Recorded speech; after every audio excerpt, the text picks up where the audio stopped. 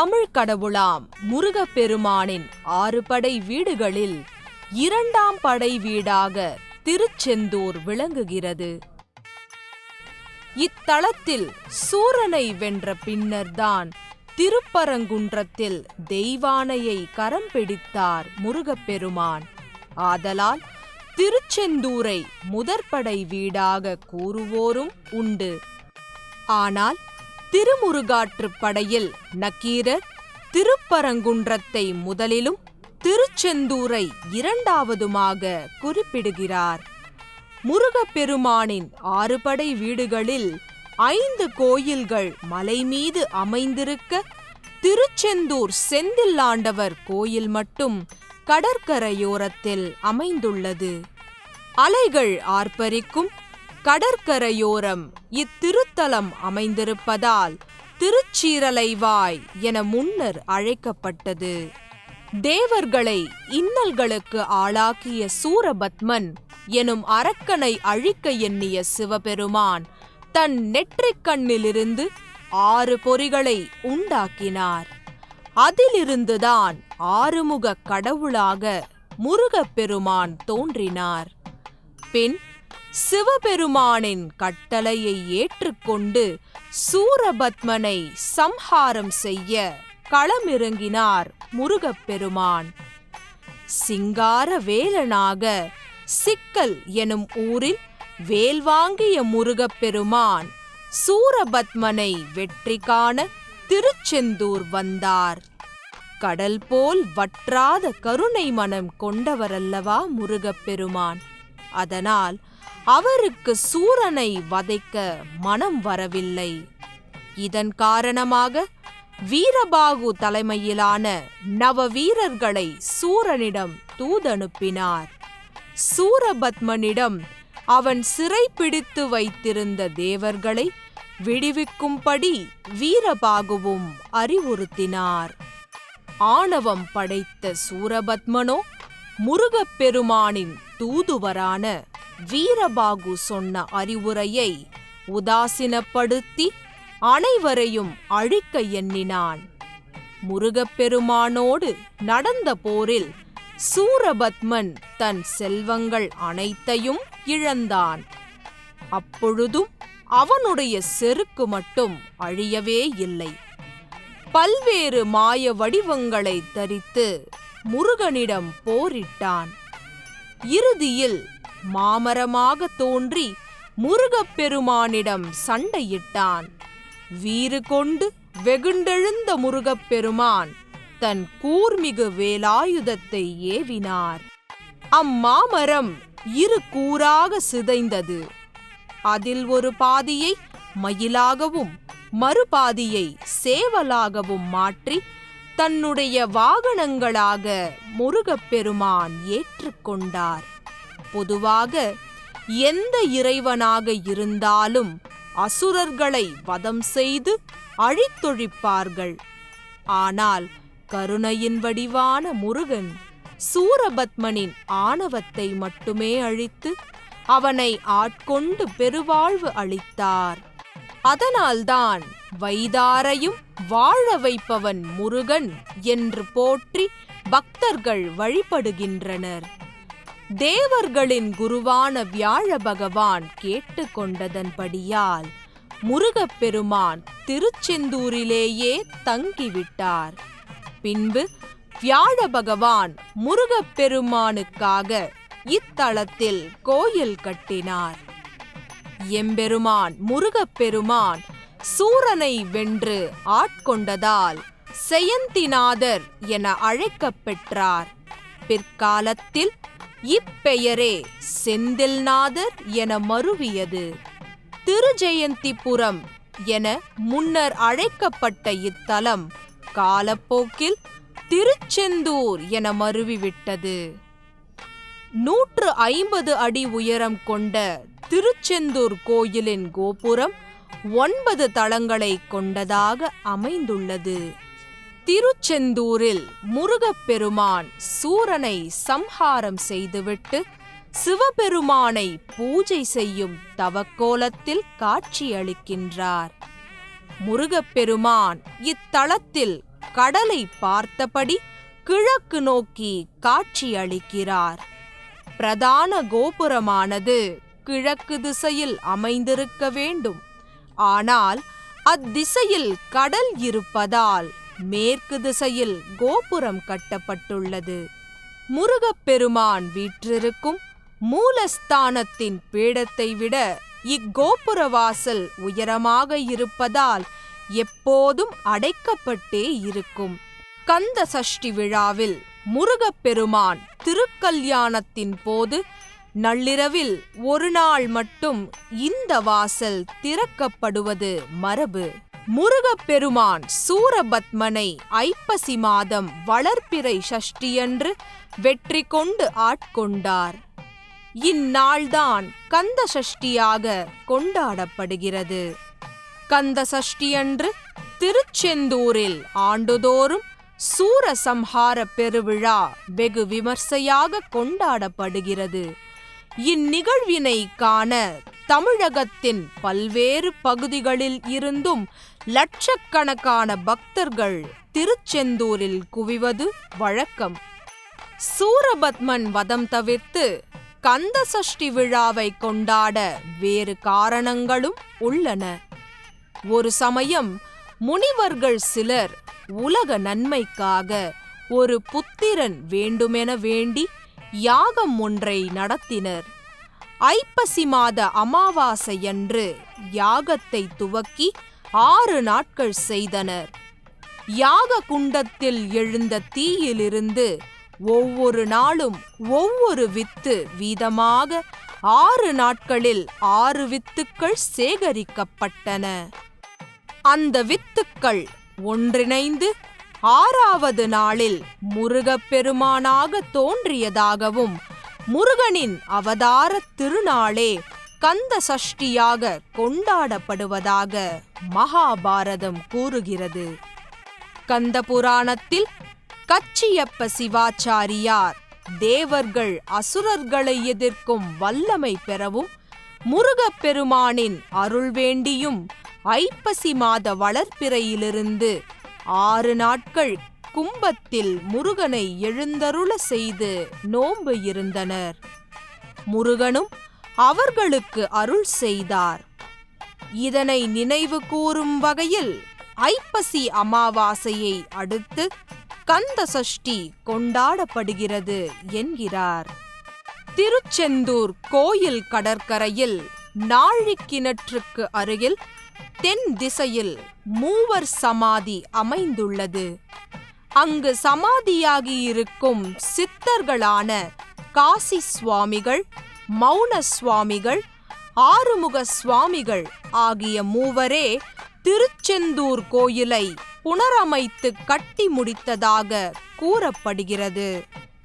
இந்த இடம் அமைதியுடனும் தியானம் செய்ய ஏற்ற வகையிலும் அமைந்துள்ளது.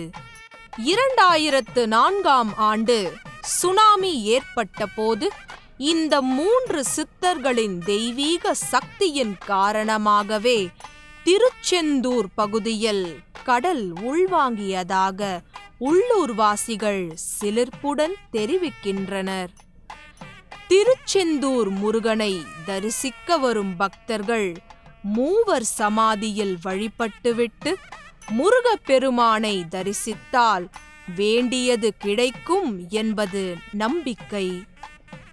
திருமணத்தடை உள்ளவர்கள் திருச்செந்தூர் சென்று முருகனை வழிபட்டால் நல்ல வரன் அமையும் என்பது பக்தர்களின் அனுபவம். நாமும் தமிழ் கடவுள் முருகனை வேண்டி அனைத்து செல்வங்களையும் பெறுவோம்.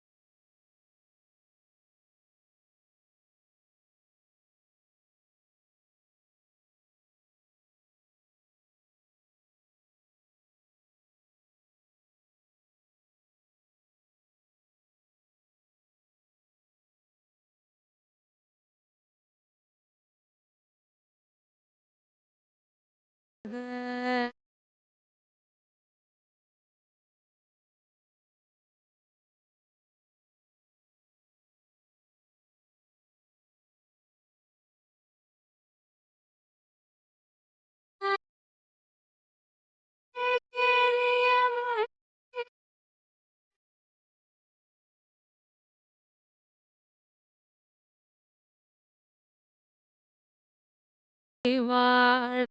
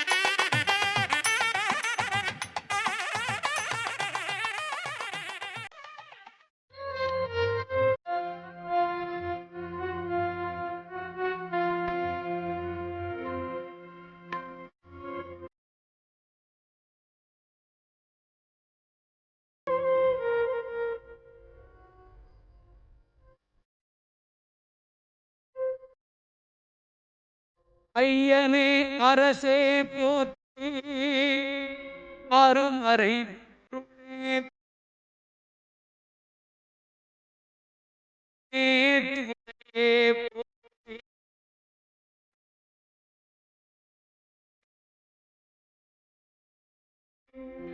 ஐயனே அரசே போற்றி அருமறை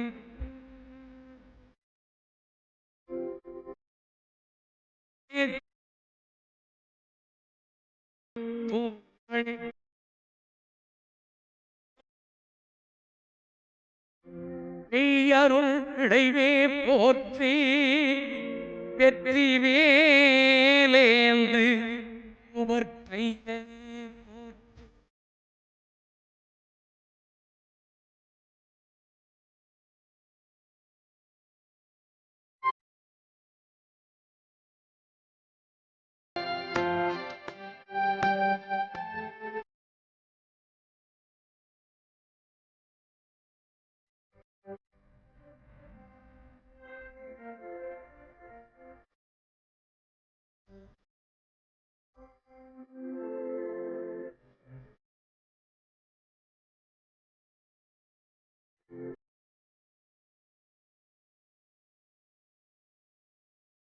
ஆற்றினல் அழகன்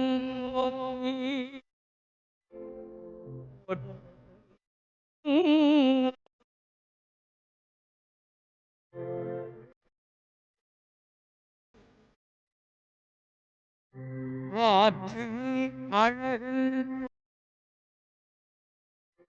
அழகன் அறியும் மேனி இளவரும்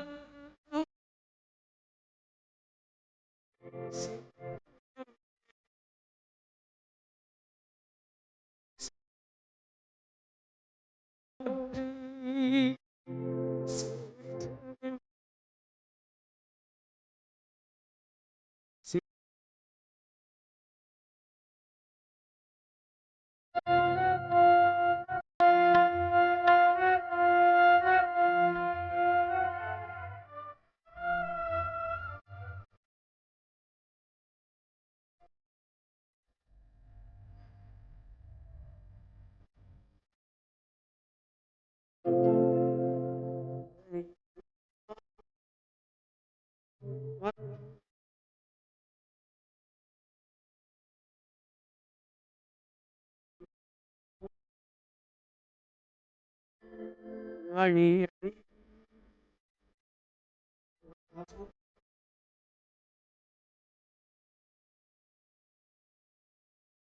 போற்றி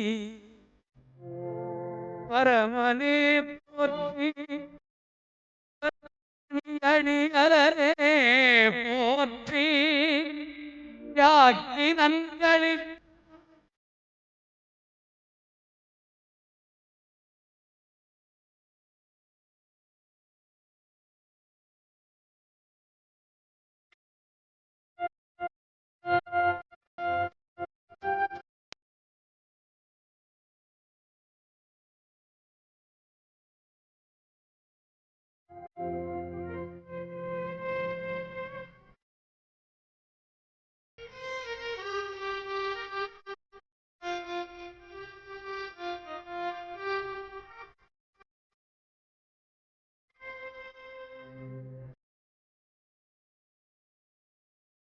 பொன்னடி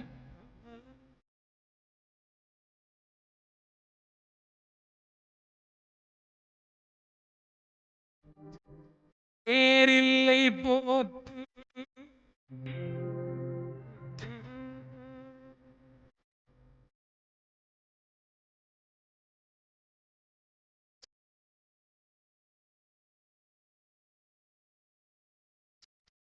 பேரில்லை போற்றி ஆற்றரு பிறவி காட்டை மடித்த ஞான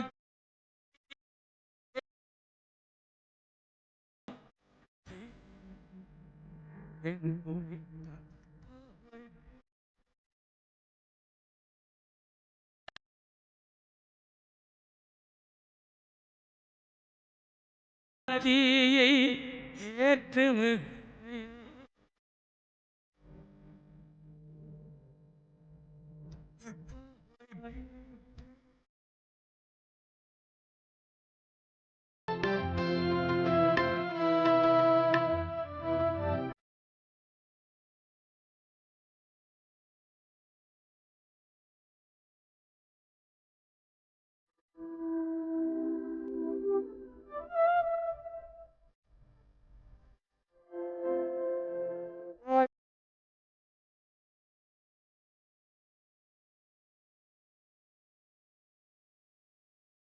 வந்தாய்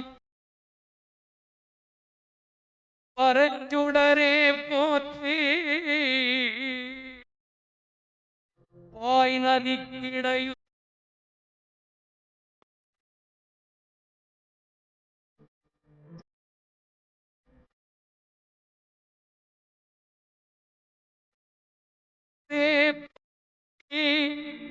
நீலா தேன்மாவை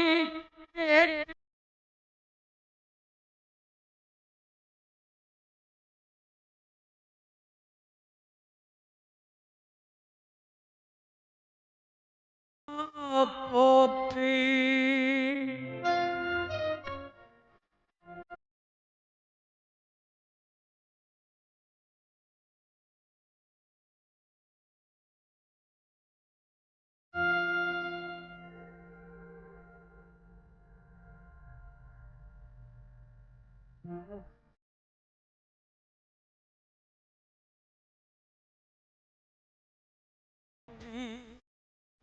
சததள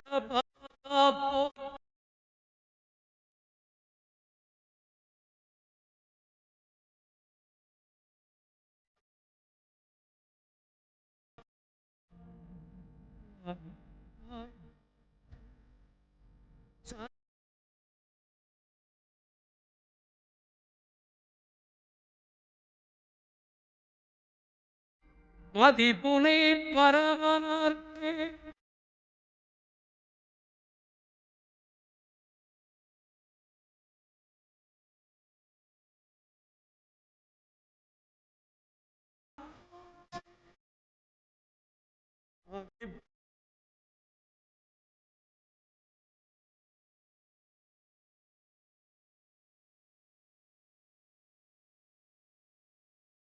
கண்ண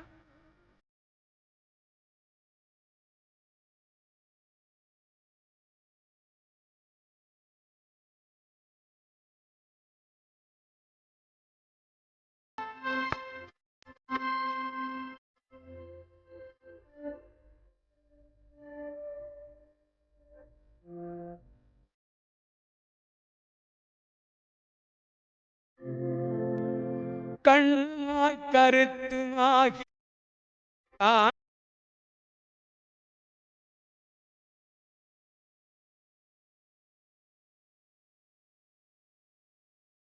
போற்றி கண்ணுமாய் கருத்தாகி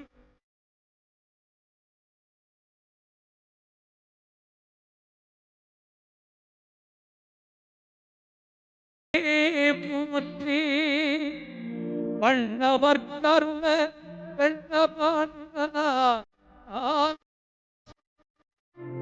வண்ணவர் கருவ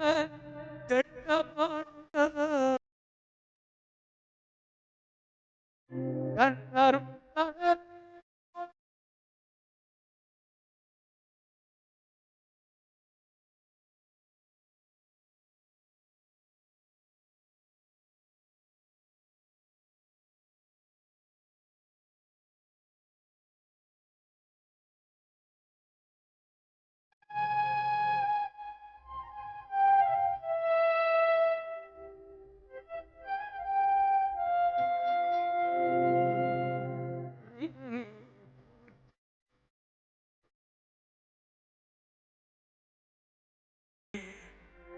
வேலுக்கு இறைவனே போற்றி தீபணரணி சிவனே போற்றி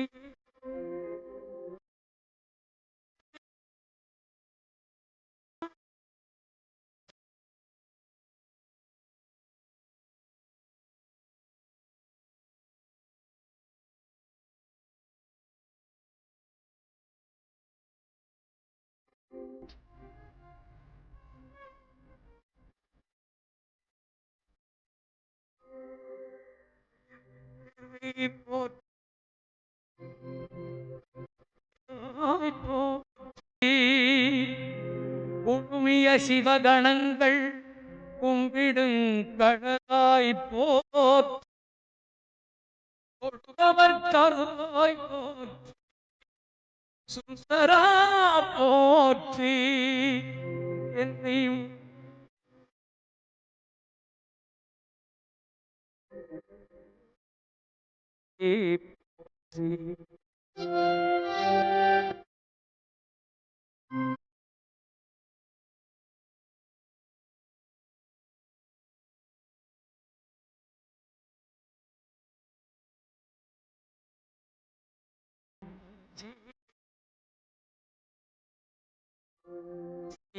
பெயரோர் கல்வே தெய்வமும்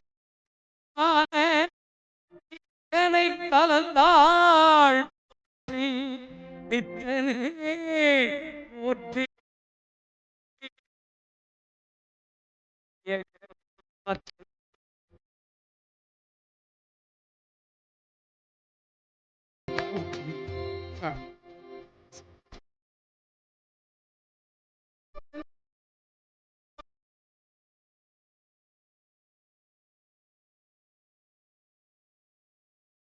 போற்றி